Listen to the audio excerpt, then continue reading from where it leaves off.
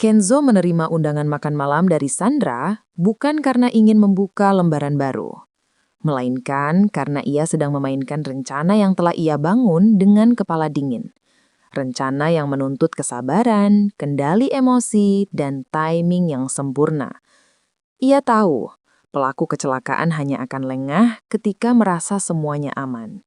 Dengan sengaja membiarkan Sandra berpikir bahwa ia masih punya peluang, Kenzo menciptakan jebakan psikologis yang hampir mustahil terbaca. Saat pesannya berbunyi, "Oke, aku datang." Sandra langsung merasa dunia memihaknya. Ia mengira kemenangan sudah di tangan. Ia tidak sadar, malam itu justru menjadi pintu menuju kehancurannya sendiri. Restoran tempat mereka bertemu tampak romantis. Lampu temaram, musik pelan, dan wangi lilin yang lembut. Namun bagi Kenzo, semua itu hanya menjadi latar dari sebuah interogasi yang dibungkus rapi. Begitu ia masuk, ia menangkap setiap gerak tubuh Sandra. Senyum yang terlalu dipaksakan, tawa kecil yang hampir bergetar, dan cara jemarinya terus memainkan gelang di tangannya. Matanya bahkan tak sanggup menatap Kenzo lebih dari 2 detik. Untuk orang awam mungkin tampak biasa, tapi bagi Kenzo, itu adalah tanda-tanda ketakutan yang gagal ditutupi. Ia duduk tenang, menampilkan senyum tipis seolah semuanya baik-baik saja. Padahal, setiap kata yang ia ucapkan sudah ia susun sebagai bagian dari permainan ini. Seiring berjalannya waktu, Sandra mulai merasa aman. Ia kembali bercerita panjang lebar, bahkan mengulang-ulang versinya tentang kecelakaan yang ia buat seolah itu adalah kebenaran. Namun, celah kebohongan itu terlalu jelas. Nada suaranya naik turun, jedanya tidak natural, dan detail ceritanya berubah dari pertemuan sebelumnya.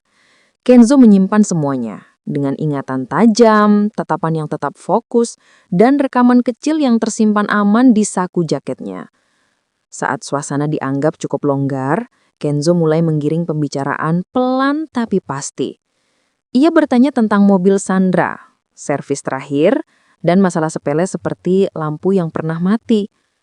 Lalu, dengan sangat santai, ia menyebut soal goresan aneh di sisi mobil. Seketika Sandra kehilangan kendali. Bahunya mengeras, senyumnya hilang, dan matanya terbelalak selama beberapa detik sebelum ia mencoba memalsukan ketenangan. Kenzo tidak berhenti. Ia melanjutkan, membicarakan ciri-ciri mobil pelaku tabrak lari. Kemudian menutupnya dengan kalimat yang membuat Sandra nyaris tersedak. Katanya polisi sudah dapat rekaman CCTV-nya. Saat itu, wajah Sandra pucat seketika. Ia menggenggam gelas terlalu erat, tangannya gemetar, dan ia berusaha menelan ludah sambil memaksakan senyum yang tidak pernah sampai ke matanya. Ia berusaha mengalihkan pembicaraan, mengubah topik secara tiba-tiba. Tapi Kenzo selalu kembali ke arah yang sama. Tekanan yang ia berikan tidak keras, tidak kasar, namun tepat sasaran, membuat Sandra mulai salah langkah, mulai membantah terlalu cepat, bahkan menambah detail yang tidak seharusnya ada. Semakin ia berusaha menutupi, semakin besar lubang yang ia gali sendiri. Dan Kenzo, ia hanya duduk diam, mengumpulkan semua bukti yang ia butuhkan. Kenzo tetap menjaga ketenangannya sampai akhir. Tidak ada amarah. Tidak ada nada tinggi. Ia hanya menunggu satu momen kecil, satu kalimat, satu reaksi yang akan menjadi paku terakhir bagi kedok Sandra. Ia sudah menyiapkan semuanya. Laporan polisi, saksi, bukti pendukung. Ia hanya butuh Sandra terpeleset sekali saja. Sementara itu, di tempat lain, Rianti duduk di samping Mutiara yang masih berjuang dengan infus dan selang oksigen. Air matanya menetes perlahan, bukan karena terpaksa, melainkan karena rasa takut yang menunjuk hatinya. Ia baru menyadari betapa dalam ikatan yang ia rasakan pada Mutiara. Sesuatu yang selama ini ia abaikan, kini menghantam dirinya seperti gelombang besar. Setiap hembusan nafas Mutiara terasa seperti kesempatan yang bisa hilang kapan saja. Dan dalam hati Rianti, hanya ada satu hal, doa tanpa henti agar gadis itu kembali membuka mata. Satu malam yang penuh rahasia.